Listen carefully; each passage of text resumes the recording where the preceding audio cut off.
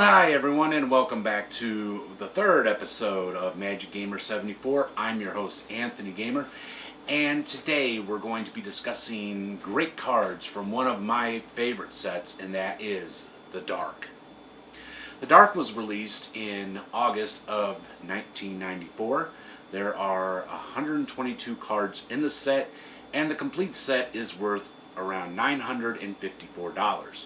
Kind of a small set, a little bit larger than Arabian Nights, although the cards themselves aren't as valuable as the ones in Arabian Nights, but I don't think any other cards in just about any other set are, except for, Alpha and Beta, of course.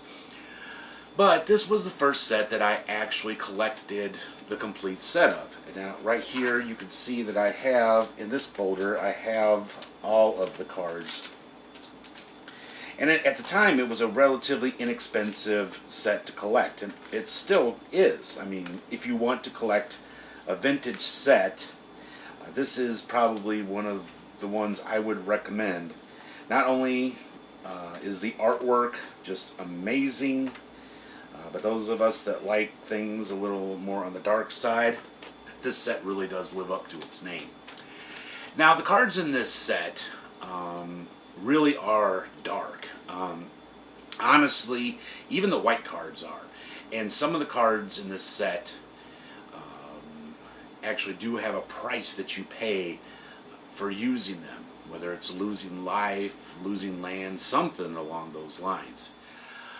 And a lot of the cards do target specific colors. Of course, many of you know that some colors in Magic actually are direct enemies with each other, and in this set, a lot of the cards were made to target specific colors, and I will leave those ones out, as if you read the description below with my disclaimer, I try to leave out cards that target specific colors. Of course, you can do that research on your own and add them into your sideboard if you want to, but please make sure that you do read the disclaimer down below, as it will help you and me with these videos that I am putting out.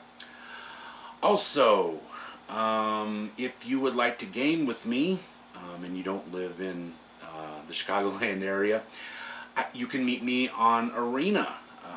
My username is ClassicGamer74. You see it right down here in the description. Meet me in the arena and we can game. Well, without further ado, let's get into the Dark.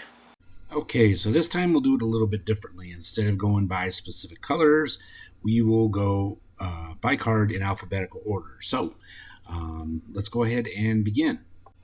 And our first card for today is Blood of the Martyr. This casts for 3 white. It's an instant, and it does this. Until end of turn, if damage would be dealt to any creature, you may have that damage dealt to you instead. Okay, now this is a good card for those of you poor people out there, and don't tell me you're not out there, because I've gamed with you on Arena that have creature love. So if you would much rather take the damage yourself than lose your precious creatures, this is the card for you. This card is currently worth $1.56, and it has been reprinted. And next we have a red card, and this is a card that I really love playing. This is Ball Lightning. It casts for 3 red. It's a creature. And its text is, Trample. This creature can deal excess combat damage to the player or planeswalkers it's attacking. Haste. This creature can attack and tap as soon as it comes under your command. At the beginning of the end step, sacrifice Ball Lightning. So it's a 6/1 creature. Use it one, cast it, use it once, and then bury it. Okay, now this card is a little expensive. It's one of the most expensive cards in the set, and it currently is worth $50, but it has been reprinted. And next up we have a black creature, and if this is your first time watching these videos, I always recommend 1/1 creatures that cast for 1. And these bog rats cannot be blocked by walls. Definitely a card that you may want to throw 4 of in your black deck. I got them in mine. This card is a common, and it's relatively inexpensive. It's only worth about 39 cents, and it has been reprinted several times. And next up we have Brainwash. This creature enchantment cast for 1 white. Enchant creature. Enchanted creature can't attack unless its pet controller pays 3 colorless. It's kind of like a light pacifism, I guess you could say. One card that would really be useful in a white deck, especially if you happen to be playing against somebody in a particular game that is having trouble getting out land. All right, this card is very inexpensive. It's 22 cents, and it has been reprinted several times. And next we have Cleansing. This white card casts for 3. And this one, for each land, destroy that land unless any player pays 1 life. This is kind of like Armageddon, except for you can stop it, but oh, what a price you pay. This card was only printed this one time, and it goes for around $16. All right, next we go back to the color black, and we have this enchant artifact called Curse Artifact. It casts for 2 colorless and 2 black. At the beginning of the upkeep of Enchanted Artifact's controller, Curse Artifact deals 2 damage to that player unless they sacrifice that artifact. This is really fun to play against people that like to use things like grindstones, millstones, and stuff like that. They're probably going to be throwing that away, and their mill deck will be useless. This card is an uncommon, and it is worth $1, and unfortunately, it has never been reprinted. And next we have a really cool instant called Festival. It casts for 1 white. Cast this spell only during an opponent's upkeep. Creatures can't attack this turn. So this is kind of like a white fog. So as soon as your opponent is untapping their lands, you say, your creatures can't attack. So pretty fun card. Low casting cost that can really save your butt. This card is worth 56 cents, and it was never reprinted. All right, and next we have an artifact. That is Fountain of Youth. It casts for 0 casting cost. Tap 2 and tap it, you gain 1 life. This card was very popular back in the day. I remember just about everyone I knew had at least one in just about every deck. Pretty cool card. It's worth around $5, and it has been reprinted several times since. All right, and next up we have probably my most favorite, one of my favorite cards from the dark, and that is this black card, Frankenstein's Monster. It casts for X, colorless, and 2 black. Now listen carefully. As Frankenstein's Monster enters the battlefield, exile X creature cards from your graveyard. If you can't, put Frankenstein's Monster into its owner's graveyard instead of onto the battlefield. For each creature card exiled this way, Frankenstein's Monster enters the battlefield with a +2/+0, +1/+1, or +0/+2 counter on it. And so originally it's a 0/1. Now, the best way to play this card is to have a deck full of piddly little creatures and send them off to their death. That's exactly what I do. I still have a deck that uses this theme. This card is a little on the expensive side. I mean, not compared to others, but for this set, it's worth around $17. So is there a similar card that does kind of the same thing for less money? Well, there sure is. All right, and that would be Sutured Ghoul. Now, as you see, this card does have a much higher, much higher casting cost, but listen to the text. Trample, that's good. As Sutured Ghoul enters the battlefield, exit any number of creature cards from your graveyard. Sutured Ghoul's power is equal to the total power of the exiled cards, and its toughness is equal to their total toughness. So, oh yeah, you got quite a few creatures in your graveyard. That's going to add up really, really fast. And the best thing about this card, it's not expensive. If you get the Judgment Edition, it's 31 cents. And if you get the Magic 2012, it's 14 cents. All right, and next up we have a green card, and that is Gaia's Touch. It casts for 2 green. This enchantment goes like this. You may put a basic forest card from your hand onto the battlefield. Activate only as a sorcery and only once each turn. Now, if you've built your green decks right, your goal should be to get out land as quickly as possible, as there are lots and lots of cool cards that will get you some great amount of land out very quickly. And this is one that should be in your deck, in my opinion. All right, this card is not expensive. Currently, it's worth about $1.81. So definitely a card that should be in every deck that includes green. All right, for those of you that build and love to play Goblin decks, like me, here are some great cards that are Goblin deck related. And our first one is Goblin Caves. This enchantment casts for 1 colorless and 2 red, and you enchant a land. As long as enchanted land is a basic mountain, Goblin creatures get +0/+2. Nice. And best part of all, it's a common. This card is only worth around 29 cents.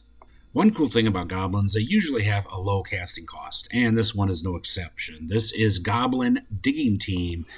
This red card casts for 1 red. Tap, sacrifice Goblin Digging Team, destroy target wall. For many years, people weren't playing with walls, but lately they've been kind of making a comeback, so definitely a cool card to have in your Goblin deck. Whether your opponent plays walls or not, it's a 1/1 creature for a casting cost of 1. All right, this card also is very inexpensive. It's worth about 22 cents, and it has been reprinted several times. All right, and next we have another enchantment. This is Goblin Shrine. It casts for 1 colorless and 2 red. Enchant land. As long as enchanted land is a basic mountain, Goblin creatures get +1/+0. When Goblin Shrine leaves the battlefield, it deals 1 damage to each Goblin creature. So yeah, keep an eye on this one, and don't let anybody hit it with a disenchant or something, or your little Goblin army may be gone. This card itself is also inexpensive. It is worth about 22 cents, and it has been reprinted. Okay, next up we have one of the highest, the Goblin with the highest casting costs I think I've ever seen, and one of the highest price tags. Regardless, this is a great card. This is Goblin Wizard. It casts for 2 colorless and 2 red. It's a 1/1 Goblin Wizard. Tap, you may put a Goblin permanent card from your hand onto the battlefield.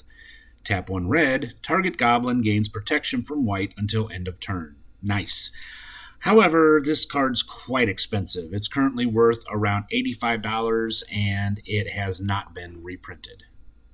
Okay, next up we have Goblins of the Flarg. This 1/1 creature casts for 1 red, and it has Mountain Walk, which means this creature can't be blocked as long as defending player controls a mountain. When you control a dwarf, sacrifice Goblins of the Flarg. So don't mix dwarves with goblins in your red deck, or in your Goblin deck, or any deck. Anyway, this card is very inexpensive. It's only worth around 18 cents, and it has been reprinted. All right, next up we have Leviathan. I remember back in the day, this was a very popular card to play with, and back in the day, if you pulled this creature out, chances were it was going to be game over. It's not as popular as it used to be. Mostly that's because of the high casting cost and also for what it does. So anyway, Leviathan is a creature. It casts for 5 colorless and 4 blue. Yeah, it's a 10/10, and it has Trample. Leviathan enters the battlefield tapped and doesn't untap during your untap phase. At the beginning of your upkeep, you may sacrifice 2 islands. If you do, untap Leviathan. Leviathan can't attack unless you sacrifice 2 islands. So in other words, to untap it, you have to sacrifice 2, and to make it attack, you have to sacrifice 2 islands. Whew, but I'd say by the time you had enough land to cast him, you have enough land to get rid of. But all right, so this card is worth close to $10, and it has been reprinted several times. If you watched my Arabian Nights video, I talked about a card that does the same thing or is quite similar to that multi-$100 card, Singing Tree. Well, it would be this one, Maze of Ith. This is a land, but you don't get mana from it. This land, untap target attacking creature. Prevent all combat damage that would be dealt to and dealt by that creature this turn. So, nice little safety net you got there. All right, now this card is currently worth around $36, and it has been reprinted a couple of times. I don't know if it's just me, but this whole card and the artwork kind of gives me a whole like Deliverance kind of feeling. I don't know. Anyway, People of the Woods. This human creature casts for 2 green. It's a 1 star. Now, People of the Woods' toughness is equal to the number of forests you control. Nice. Especially if you built your green deck the right way, you should have a lot of forests out there. So that could, I've seen this thing go up pretty high. I saw one time, I remember it was a 115. Whew. Anyway, this card is worth about $2.23, and it has not been reprinted. All right, and now we go back to white, and we have Preacher. This card casts for 1 colorless and 2 white. And the text reads, you may choose not to untap Preacher during your untap step. Tap. For as long as Preacher remains tapped, gain control of target creature of an opponent's choice they control. Now, of course, if your opponent has a lot of creatures, they're probably going to give you like a 0-1 or something, but this is a good one to get out as quickly as you can, especially if you have an opponent that has a really nice creature that you would love to have. This card is a little on the valuable side. It's currently worth around $59, and it has not yet been reprinted. All right, and next up we have one of my all-time favorite Magic cards, and that is Sisters of the Flame. This lovely young lady casts for 1 colorless and 2 red. She is a 2/2, but the big reason that you should have her in your red deck is because she is a mana source. So you tap her and add 1 red. Nice. This card is currently worth about $1.20, and it has been reprinted a few times. All right, and now we go back to white with Squire. This is a 1/2 creature, and it casts for 1 colorless and 1 white. He is a human soldier. Nice card. I really like the fact that they have the line from the Canterbury Tales in Middle English. Pretty cool. Love this card. If you like knights, why not have a Squire? This card is also very inexpensive. It's currently worth around 23 cents, and it has been reprinted. It's funny how I just mentioned Frankenstein's Monster not too long ago, where you take creatures in your graveyard and then use them to build up your Frankenstein's Monster. Well, I'd been doing this so many times that a friend of mine thought that putting this in just about every deck he had was a great idea, and it was for him, and it could be for you too. Tormod's Crypt casts for 0 colorless. It's an artifact. Tap, sacrifice Tormod's Crypt, exile target player's graveyard. Yeah. You want to see a grown man cry? Play this card on them. All right, now this card is worth around $11, and it has been reprinted several times. So this is definitely a card that needs to go in just about every deck you have. If you are one of those people who is sick and tired of getting absolutely pounded by somebody with a goblin deck, well, I've got your Messiah and Savior right here, and that is Tividar's Crusade. This white sorcery casts for 1 colorless and 2 white, and destroy all goblins. Yep, your opponent's got himself a nice large army. If he's built his goblin deck correctly, he got 20, 30, even 40 goblins. Throw this card down and watch him cry, and watch you win. Also, this card is not too expensive. It's worth about $2, and for some reason it was never reprinted. Next, we have a card that should be a staple in many black decks, and he was back in the day, and that is Uncle Istvan. This black creature casts for 1 colorless and 3 black. He is a 1/3. Prevent all damage that would be dealt to Uncle Istvan by creatures. So he's pretty much indestructible in combat. Of course, they could use something else to have him buried or direct damage, but as far as combat goes, you got a pretty good blocker right here. This card is worth around $2.65, and it has been reprinted a few times. All right, and next up we have Venom. This is a really cool green enchantment. It casts for 1 colorless and 2 green. Enchant creature. Whenever enchanted creature blocks or becomes blocked by a non-wall creature, destroy the other creature at end of combat. So it pretty much gives your creature death touch. Nice. Throw a lure in there and watch your opponent's creatures die. This card is really inexpensive. It's worth about around 18 cents, and it has been reprinted a couple times. And our final card for today is Witch Hunter. This card also used to be quite popular back in the day. He casts for 2 colorless and 2 white. He is a 1/1 white creature. Tap Witch Hunter deals 1 damage to target player or planeswalker. Nice. So he's kind of like a Tim.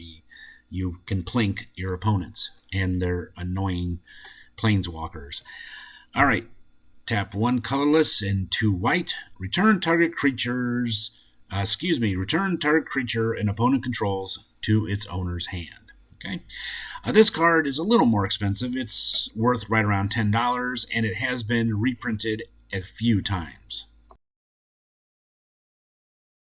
In our next episode, we're going to start our unit on a very large set, and one that I love dearly, and that is Legends. And our first look, we will discuss Legends from Legends. Well, that brings this episode of Magic Gamer 74 to a close. I really hope you all enjoyed it. If you did, let me know by giving me a big thumbs up. Subscribe if you haven't already. And don't forget to click that little bell icon down there so you'll be notified when I upload new episodes. Connect with me on all my social media platforms. They are listed below. And if you'd like to battle me in the arena, well, my username is ClassicGamer74. You'll see that right here. So I hope to see you there. Well, until next time, I'm Anthony Gamer, and I'm wishing you all a good week. So, Planeswalkers, I will see you all next time, or I'll see you in the arena. Bye for now.